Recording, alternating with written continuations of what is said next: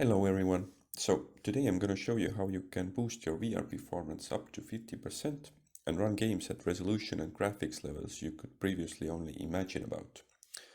There is a downside to this method, however, that many of you probably won't like much. However, I know for a fact that some of you will benefit greatly from this. So if you're a sim racer, for example, or you just have a below average PC that is struggling to run games, then keep your eyes and ears open and listen up. For this method, you will need to open Oculus Debug Tool, which comes with the Oculus Link software installation.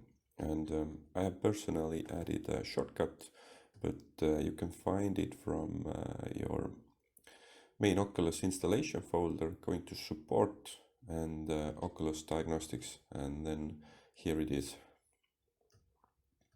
So the topic of today's video and the setting that I'm going to talk about is the FOV-Tangent Multiplier.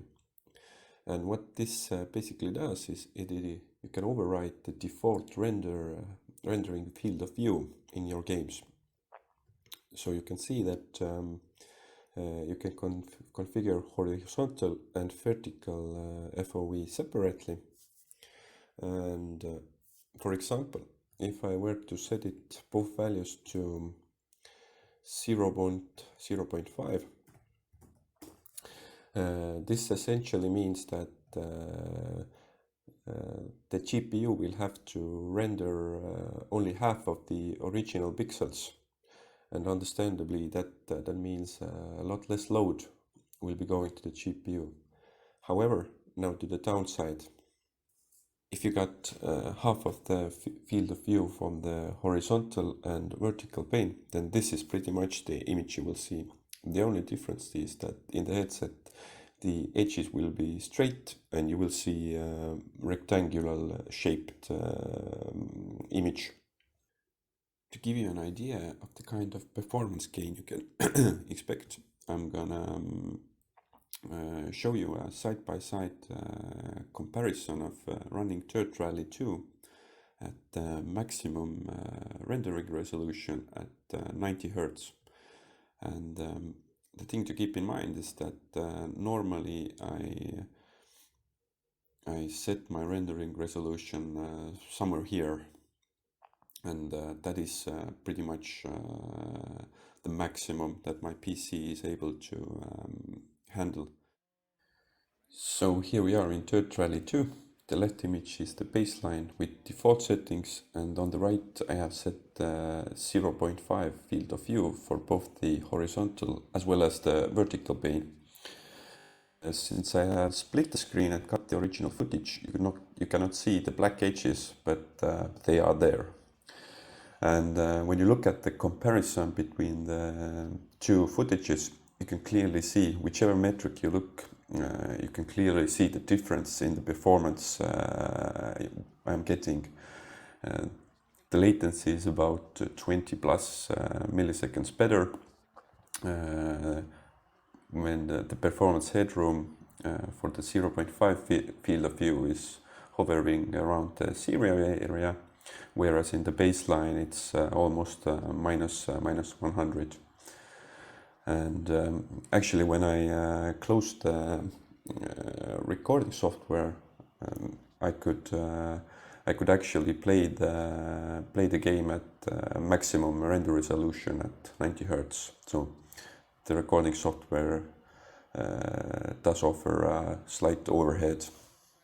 So before I wrap up, I'm gonna leave you with some final tips and recommendations. First, how to apply the setting. In theory, it should apply real time. So when you, for example, open your Oculus Link or AirLink home environment and then change the settings, they should apply immediately. But in practice, I found that I had to sometimes restart the Oculus service, then launch AirLink again, and when I then modified the values, then I saw that they actually took effect. So keep that in mind. Another thing is what values to set here. Like the human eye is much more sensitive to the horizontal field of view panel, so this way, and not so sensitive from the vertical field of view, so up and down. So I'm stating that if you set vertical field of view something like 0.9 or 0.8, something in that range, you probably won't notice that at all. Maybe you will, but test it out anyway. For the vertical field of view, you can get away with larger cutoffs, and the horizontal, well, this is more up to you, like how sensitive you're. Some people don't like the narrow field of view already as it is in the 100% field of view.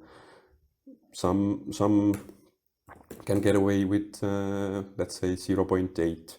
I actually tested in Dirt Rally 2, and something like horizontal 0.8 and vertical 0.6, and I was really comfortable playing this way. So yeah, but it's all personal, so do some testing, see if you want to cut the field of view to get better performance. Maybe you don't, it's all up to you, but I left you with the tools so you can start testing for yourself. So I hope this video was useful for you. And before I finish, maybe if you are interested in the general ways you can improve your performance, I have actually written some articles as well in my blog. I will leave the links in the description below. So here are some article about the general resolution, and later on in the article I have also covered some other debug tool settings which might interest you. I've also tested, if you have an Nvidia GPU, I have tested some how the changing various Nvidia control panel settings affects the overall performance. And currently I am also writing a separate article where I test all the Oculus Debug Tool settings in great detail. Once I'm finished, I'm gonna add a link to the video below as well. So if you want to read more, if you're interested in this topic, make sure to check it out. Okay, that's it.